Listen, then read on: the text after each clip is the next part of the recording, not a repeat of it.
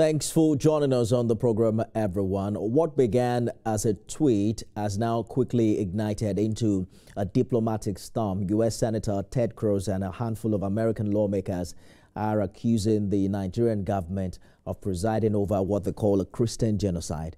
They cite data from advocacy groups claiming that tens of thousands of Christians have been killed since 2009, mostly by terrorist groups and armed headers, and they've introduced a bill demanding that Washington redesignate Nigeria as a country of particular concern. But here at home, that claim has been met with sharp rejection and criticism. The federal government, alongside the All Progressives Congress and both chambers of the National Assembly, have now dismissed the genocide label. They call it false, divisive, and capable of undermining national unity. The Senate says the United States is being misled by inaccurate data, while the House of Reps has resolved to send a delegation to engage U.S. lawmakers directly. But behind the politics and the rhetoric, the pain is real. Hundreds of Nigerians, many from Christian majority communities, have lost their lives to insurgency, banditry, and communal conflict. The question isn't whether people are dying, it's why they are dying, who's killing them, and what government is doing differently to end the menace. So tonight on Beyond the Headlines, we go beyond the accusations to address what we believe are the facts, the fears, and the faith behind the story. I'll be joined by Senator Ajibola Bashir, who is National Secretary of the All Progressives Congress, as well as Olusegun Samaye, policy analyst and social commentator. But let's begin with an update on that story, what we're hearing from the National Assembly, as well as other stakeholders.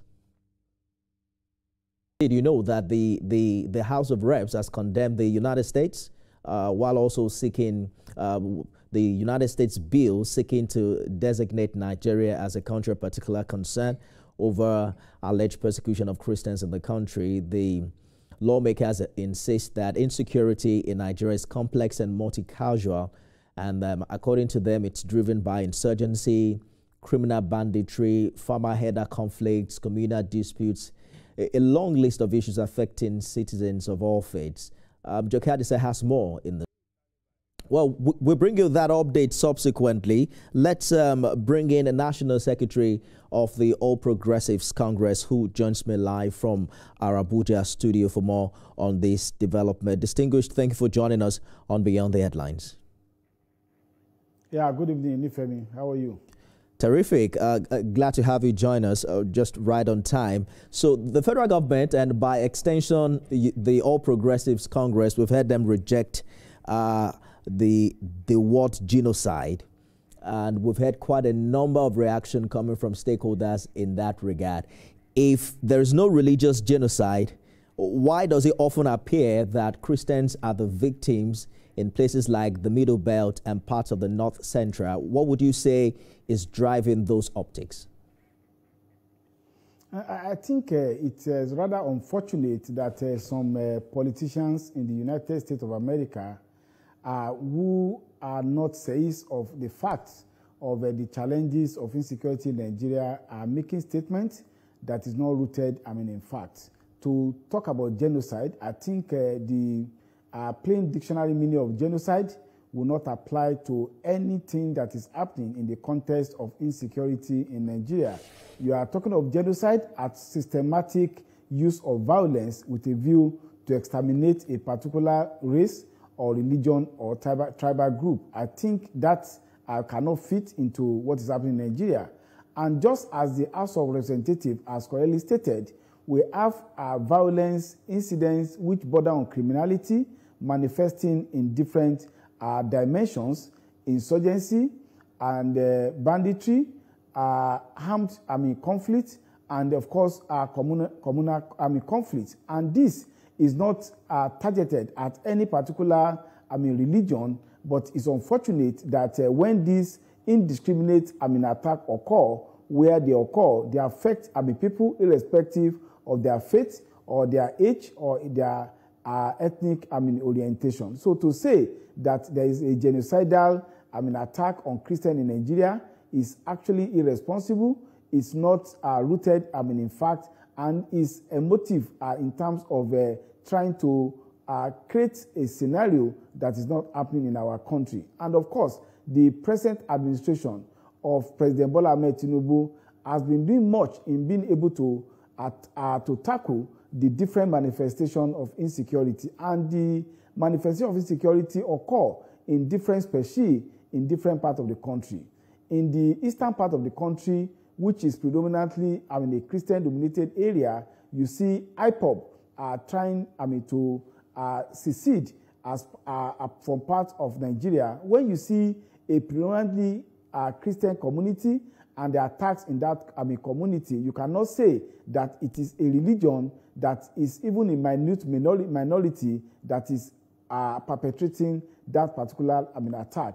Of course, in the North Central, we have the act of herders, farmers clash, which is partly rooted in act of criminality that borders on economic crime, and of course the involvement of some people who have been displaced from the northern part of Africa due to the collapse of Libya, and of course the insurgency in Chad and Niger Republic. Then you see another manifestation in the northeastern part of the country, which is by the different shades of Boko Haram and the other manifestations of that act of criminality. So the to pigeonhole the act of insecurity to a systemic attack with a view to exterminating the Christian folks in Nigeria is totally irresponsible and not rooted in fact.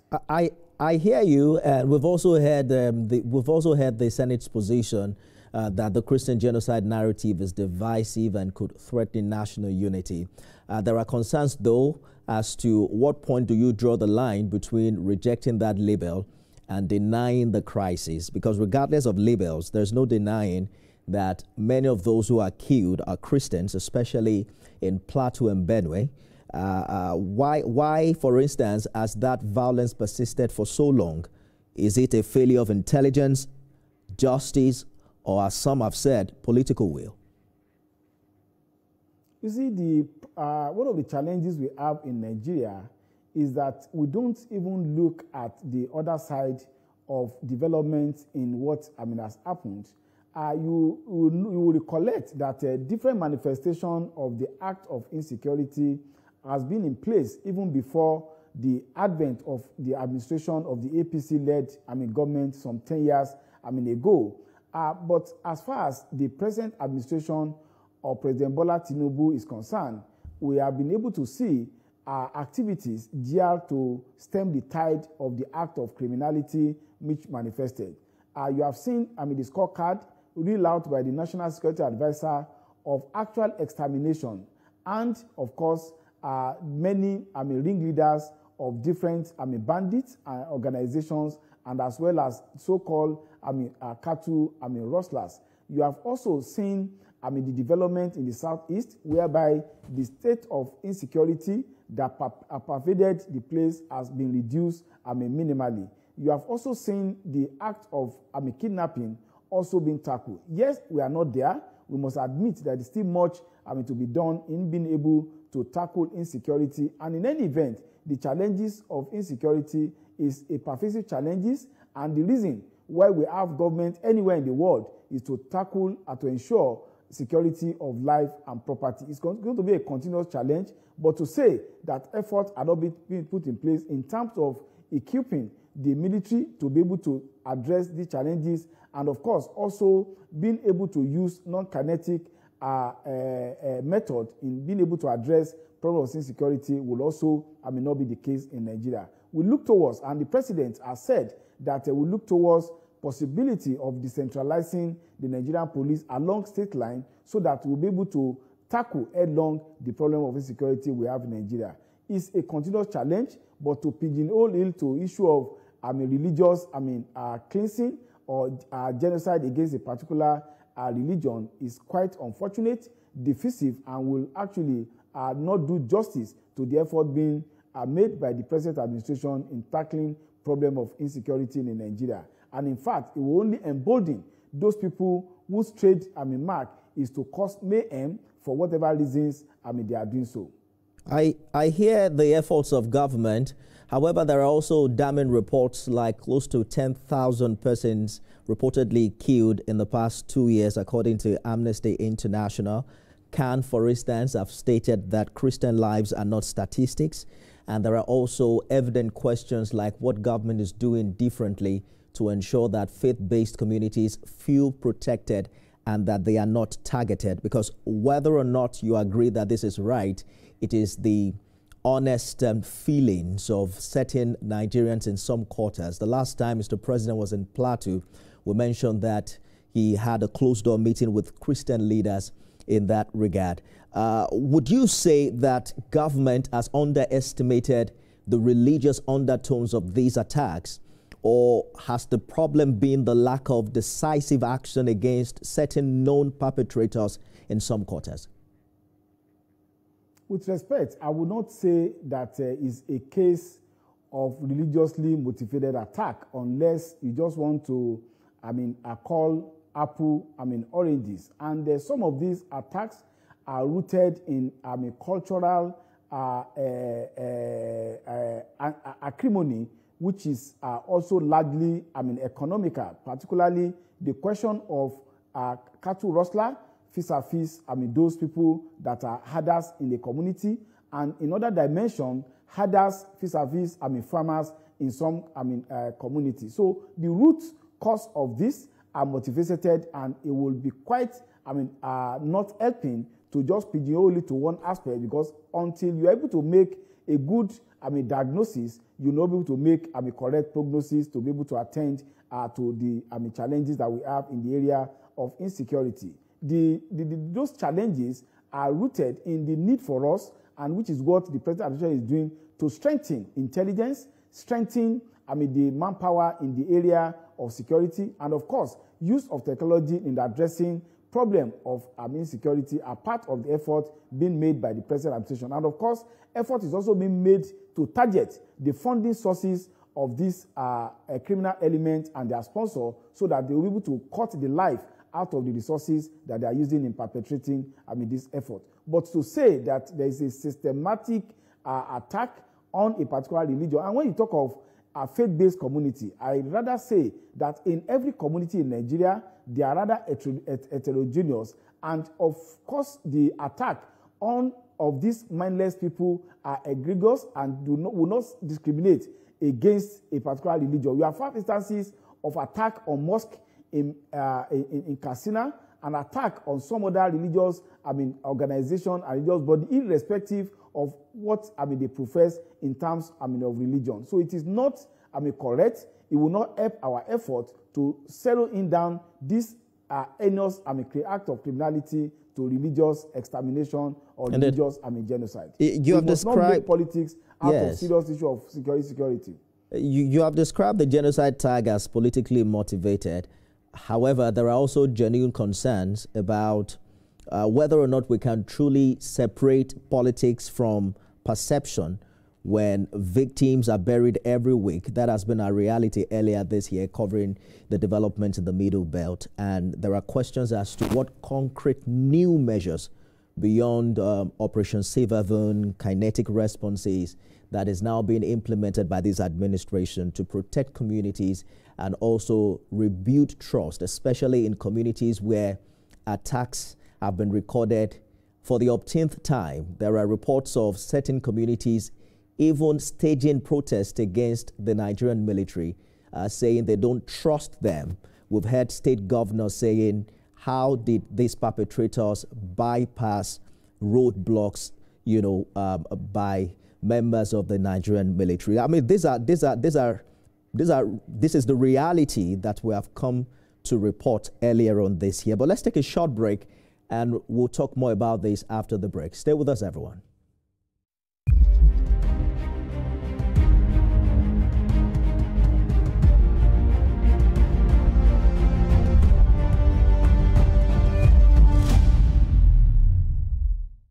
Thanks for staying with us, everyone. Senator Ajibola Bashir is the National Secretary of the All Progressives Congress. Let's also now bring in Olusegun Samaye, who is policy analyst and social commentator. Gentlemen, thank you so much for staying with us on the program. Mr. Samaye, how do you interpret government position at this time, especially what we heard the Senate and the House of Reps saying that the Christian genocide narrative is divisive and could threaten national unity? You have studied conflict data. You've also seen government response patterns. Do the numbers support or contradict what these U.S. lawmakers are claiming?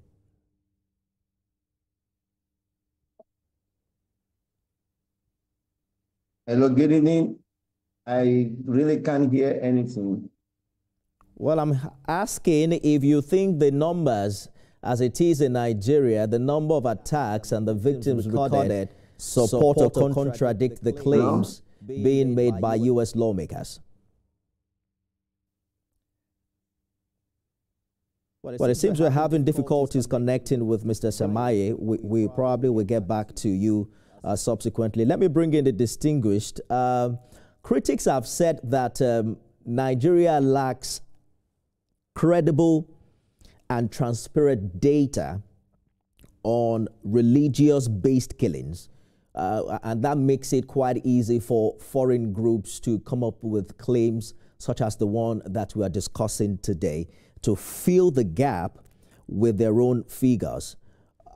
Is this a challenge to government to begin to publish officially a verifiable breakdown of violent deaths by region, motive, and even now religion?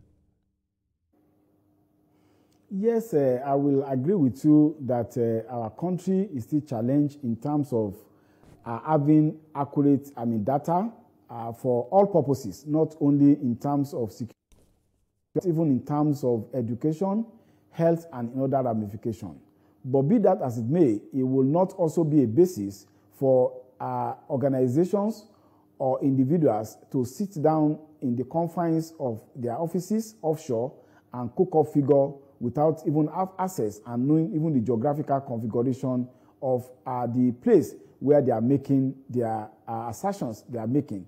There's a difference, ball game between cooking up, statistics and actually statistics that is grounded on actual, verification of data, which is, subject to rigorous, methodological validation. So I would say that in some instances, when I hear some, data being, thrown up, you ask yourself, where did they get this, data?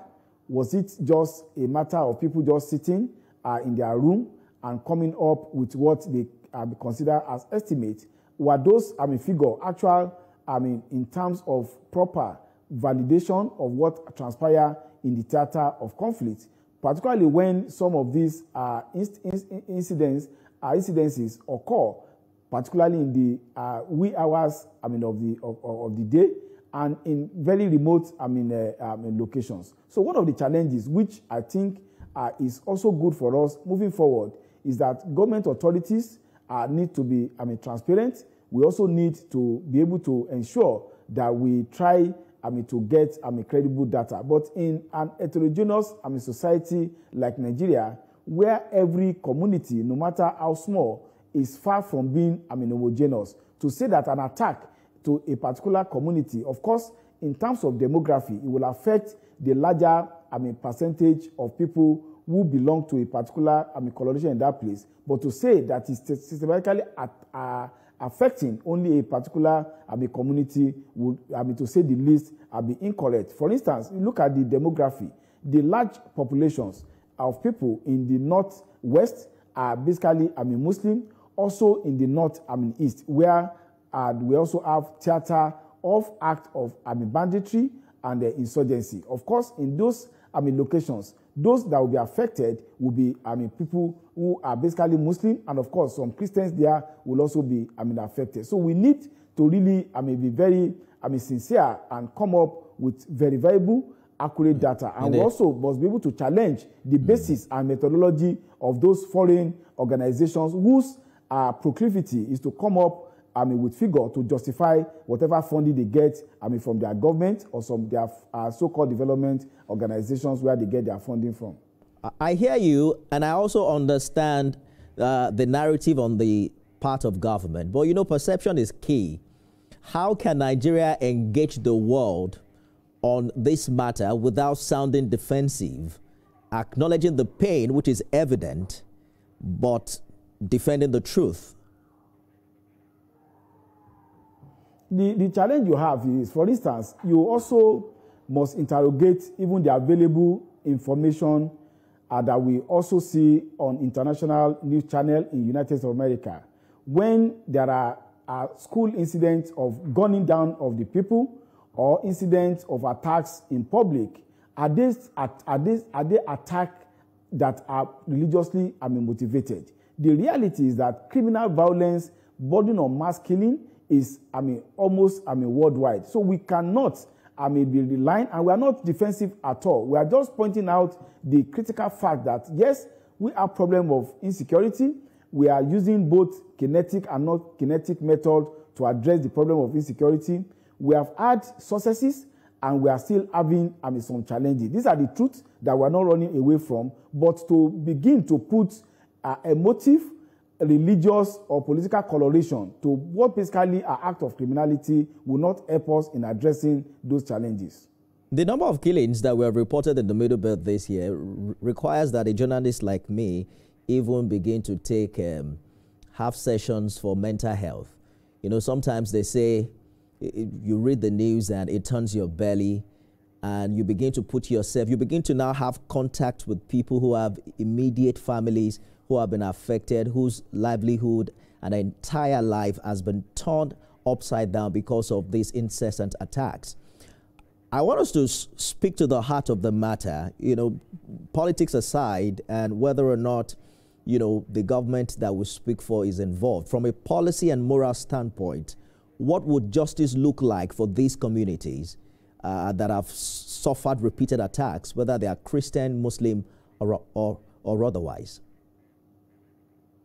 I think I made it clear very well that these are challenges that we must, as a government, take serious, and we are, of course, definitely taking very serious. The Nigerian Constitution is very clear that security and welfare of the people is the paramount purpose of government. And I've said that in terms of budgetary allocation to our defense organizations, and in terms of training, and in terms of use of technology, there has been an upscale in terms of activity of government in that regard. I've also acknowledged, truthfully, that we still have way to go. And that was why Mr. President said that it is high time we consider the introduction of state police in Nigeria. If we are not worried about about the upward movement of issue of insecurity, I don't think the president will be thinking of what do we do with the present unitary system of police to ensure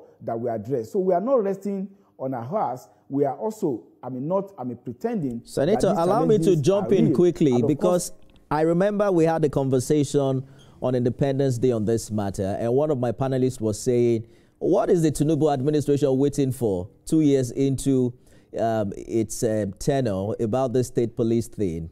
And I'm hearing insinuations like perhaps the kind of caution we are seeing is politically motivated ahead of the 2027 election. If that is a viable alternative, why is it not priority on the list of Mr. President? I wouldn't say it's not a priority. You will know that this is not a military administration. This is a democracy. I was part of a process this Monday of this week where the House of Representatives had to call leaders of political party to have consultation on the amendments that have been proposed to the 1999 Constitution. Creating a state police is not something that can be done by administrative fiat. You will require 2/3 of the majority in the National Assembly. You also require the 2/3 of the State Assembly of the country to be able to do so. And I'm aware that as I speak, the two chambers of the National Assembly are already wrapping up their activities in the area of constitutional amendment, and some of those issues border on how do we address the question of security architecture of our security with the constitutional reform. So it's not just the bulk does not stop on the table of President Bola Ahmed Tinubu. It is a matter that requires amendment of the Constitution and will require both the National Assembly, the state, government, and of course the president giving final assent to whatever has been approved at those levels. And I agree with you, but there's also what they call lobbying. You are a senator yourself. We've seen executive bills, being expedited even under this administration. But our time is up. We'll find time to continue this conversation. At the heart of it is that what's happening in parts of Nigeria remains a national tragedy. The challenge for policymakers and regional leaders alike is to confront the facts, protect every Nigerian life, and ensure that no foreign lawmaker ever has to tell our story for us, because the truth and the responsibility must come from within. Distinguished Senator, thank you for talking to us. That's our time. Thank you for giving me this opportunity to talk to Nigerian people. Remember, you can watch this conversation again at